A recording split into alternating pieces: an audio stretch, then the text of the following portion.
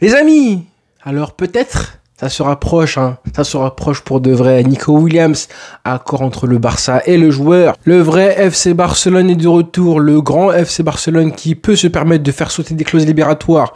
Non pas une, mais deux, puisqu'on parle aussi de Joan Garcia prochainement dans les prochaines heures. Mais la bombasso du jour, c'est évidemment Nico Williams, les amis. Bon, on va se calmer, on va pas s'emballer, mais ça commence à sentir sacrément bon. 2031. La nouvelle est arrivée ce matin par l'intermédiaire de Foot Mercato. Et on peut le dire, du journaliste le plus fiable de Foot Mercato, à savoir Santi Aouna, qui nous dit que le FC Barcelone a trouvé un accord, un pré-accord avec Nico Williams pour un contrat jusqu'à 2031, donc 6 ans de contrat et un salaire qui devrait du coup atteindre les 12 millions d'euros par saison. Exactement ce qui avait été évoqué pour Nico Williams, un salaire en baisse par rapport à ce qu'il demandait. On parlait de 15 à 20 millions d'euros pour le club anglais et là il a baissé ses prétentions pour enfin signer au Barça, faire un pas et se plier entre guillemets aux exigences parce qu'en fait c'est le même salaire qui avait été négocié pour lui l'année dernière, il faut le savoir. Bref, ça sent bon. On a de plus en plus de signes d'un prochain transfert de Nico Williams avec des joueurs du Barça qui en parlent. Lamine Yamal qui fait des stories. Javier Tebas qui commence à menacer un petit peu le Barça. Lui, c'est un signe. Si Javier Tebas commence à dire ce que doit faire le Barça pour enregistrer, signer Nico Williams, ça veut dire qu'il se passe vraiment quelque chose concernant le joueur et un transfert qui arrive. Enfin, mon club est de retour. Et comme quoi le foot, ça va tellement vite. Rappelez-vous, il y a un mois de ça, on a fait une vidéo, interview de Laporta qui disait que la piste Nico Williams, elle était morte, cuite. Depuis maintenant 1 an de ça, je pense qu'il l'a pris personnellement, que voilà, les agents de Nico Williams ont décidé que signer au Barça en 2024 sans avoir la garantie d'être inscrit, je pense que Laporta l'a pris pour lui. Du coup, il a mis un terme et fermé la porte définitivement à Nico Williams. Et là, on est 1 mois plus tard. Qu'est-ce qui s'est passé du coup? On est presque sur le point de voir débarquer enfin l'ailier gauche, celui qui va supposer du coup apporter ce plus, la dernière ou avant-dernière pièce manquant du collectif du Barça, de l'équipe, du 11 titulaire avec évidemment le gardien de but qui va arriver. Là, je pense que c'est bon, on aura bouclé les 2 grosses priorités du mercato quand ce sera fait. C'est pas encore le cas. C'est pas parce que là, on a des rumeurs d'un accord verbal que ça va être fait dans 2-3 jours. Il faut évidemment que le Barça trouve les finances, négocier, ou plutôt essayer de négocier avec Bilbao, pourquoi pas un transfert, même si le club basque a été ferme. Ils ont dit non, c'est mort, on va pas négocier avec vous le Barça, vous allez payer la clause. Mais ça va vite le foot, comme quoi le train ne passe qu'une seule fois, tous ces blablabla. Bah voilà, on a eu l'information de Carlos Monfort qui nous dit que la rencontre de l'agent de Nico Williams avec Deco a complètement changé la donne.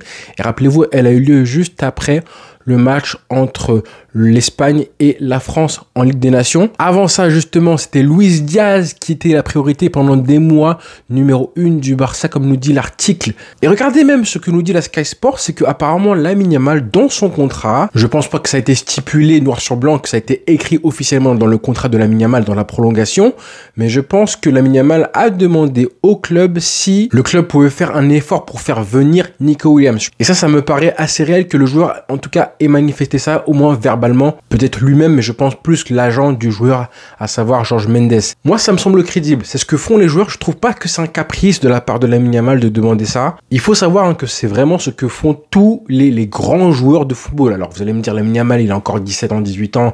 C'est un petit peu malvenu, c'est un petit peu, on va dire, culotté pour un jeune joueur de commencer à influencer, essayer d'orienter un petit peu les choix, peser sur les choix du club, surtout à son âge. On sait que souvent dans les clubs, quand vous donnez un petit peu ça très tôt à un joueur, forcément il va commencer à grignoter et demander de plus en plus pour finir par vous arracher tout le bras. En fait, vous lui donnez la main et il prend du coup tout votre corps.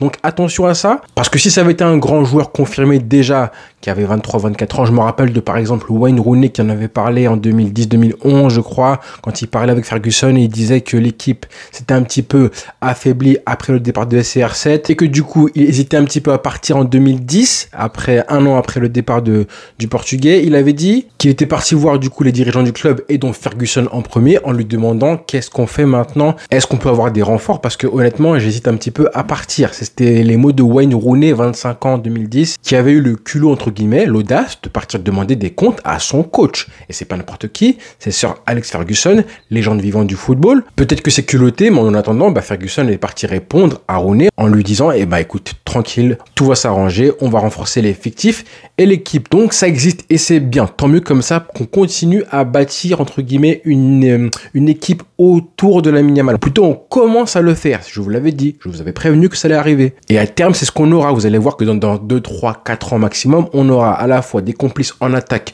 comme Nico Williams, un latéral droit peut-être un peu plus complémentaire que Koundé, même si Koundé est un crack à ce poste-là maintenant. Un numéro 10 un peu plus, beaucoup plus percutant que Olmo qui pourra du coup combiner avec un Lamine Yamal. Pourquoi pas un milieu central, milieu défensif droit qui pourra du coup soulager Lamine Yamal dans les tâches défensives comme ça avait été le cas avec Rakitic pour Messi et j'en passe. Tout ça finira par arriver. Et Nico Williams, bah maintenant qu'on a un accord verbal, maintenant que la presse continue de dire que ça monte, que les négociations arrivent, que on est de plus en plus proche, que le dossier est passé devant Luis Diaz, bah là honnêtement, ça a intérêt les amis à se faire. Parce que si jamais ça ne se fait pas, si jamais pour X raison, on a un Barça qui n'a pas les finances, un Barça qui n'a pas assez d'espace dans la masse salariale pour accueillir un Nico Williams, qui n'a pas de quoi faire sauter la clause libératoire, peu importe la raison, si jamais le transfert de Nico Williams ne se fait pas après toutes les paroles qu'on a depuis maintenant 24-48 heures, si le dossier échoue, et les amis, là je pense qu'en termes de crédibilité, ce sera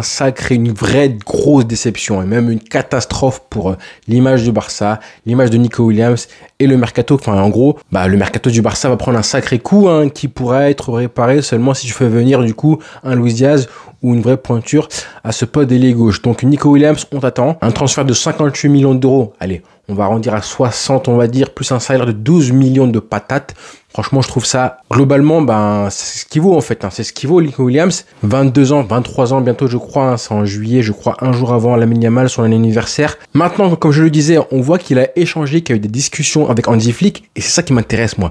J'ai envie de savoir pourquoi Hansi Flick, déjà il y a un an de ça, voulait faire Nico Williams, privilégier le transfert de l'Espagnol aux dépens de Luis Diaz, qui est la priorité numéro 1 de Deco et non pas la sienne. Quelle est la qualité, quelles sont les qualités chez Nico Williams qui plaisent à Hansi Flick? C'est ça qui m'intéresse. C'est exactement de ça dont je parle depuis maintenant 2-3 jours concernant les questions qu'on va se poser, le 11 dans lequel il devra jouer avec Hansi Flick, qui sera le numéro 10 ensuite, Olmo, Rafinha, et quelles seront les attentes d'Hansi Flick concernant Nico Williams dans le jeu. Le jeu, toujours, le terrain, moi, c'est ce qui m'excite, évidemment. Et ça, je pense qu'on le saura à travers les articles de la presse et peut-être aussi les prochaines déclarations d'Hansi Flick, dès qu'on va lui poser des questions sur son avis concernant la venue de Nico Williams. Donc, on est pressé, c'est pas pour maintenant. Avec ce club-là, ça peut prendre 2-3 semaines, c'est possible, mais en tout cas, on veut une avancée. Et on espère que d'ici la fin des vacances et le retour des joueurs à l'entraînement le 13 juillet, on aura un Nico Williams qui sera enfin Blaugrana. Par contre, là, aujourd'hui ou demain, on devrait avoir l'officialisation de Johan Garcia, qui sera enfin un joueur du Barça. Normalement, aujourd'hui ou demain, je pense qu'aujourd'hui,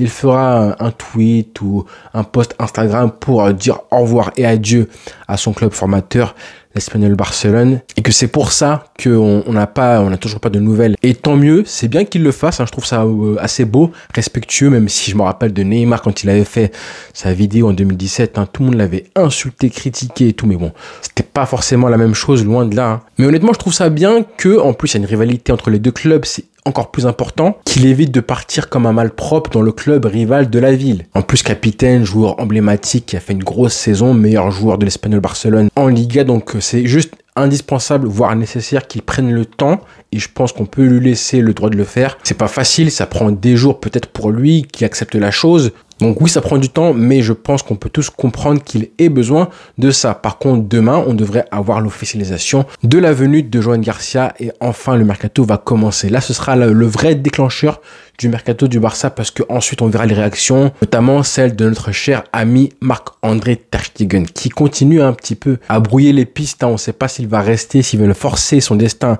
à essayer de se battre pour une place de numéro 1 au Barça. Ça va être hyper intéressant. Moi, je suis pressé, je suis hypé. Je suis désolé pour vous, mais ceux qui n'aiment pas le mercato, parce que les rumeurs, les gossips, les ragots, je comprends. Mais quand les joueurs ne jouent pas, c'est aussi le moment de voir comment ils se comportent hors terrain. Vous voyez ce que je veux dire ? Quand ils sont en vacances, les stories postées, les réactions, les interviews, tout ça, ça en dit long en fait. Ça en dit long sur les personnes. Et comme on les connaît pas vraiment personnellement, c'est le seul moment où on peut un peu les découvrir. Donc moi je kiffe, je valide et je suis ça de très près pour vous en parler, à vous qu'on puisse échanger, notamment lors des lives qui aura lieu du coup ce soir les frères. Donc rendez-vous très vite, bonne journée à tous et on s'attrape ce soir du coup à 21h30 comme tous les jours pour parler de l'actualité du Barça. Bonne journée à tous les frères, ciao.